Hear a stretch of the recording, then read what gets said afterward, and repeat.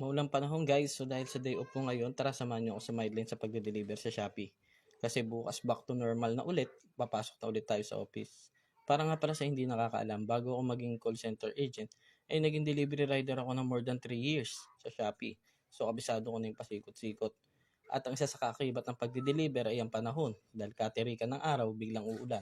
Diyan masusukat ang tatag ng ating resistensya. Dagdag mo pa dyan yung mga malalaking sasakyan na makakasabay mo sa kalsada. At higit sa lahat, hindi may iwasan may mag-isip sa atin ng hindi maganda dahil alam nila may dala tayong malaking halagang pera.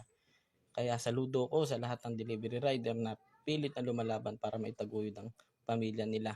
At buti na lang sumerte tayo kasi wala tayong balik sa pagde-deliver. So, maaga tayong matatapos at makakauwi. So, ang mensahe ko sa lahat ng rider, lagi tayong mag-iingat para sa pamilya natin. Yun lang guys. So, maraming salamat at please follow for more. Bye for now.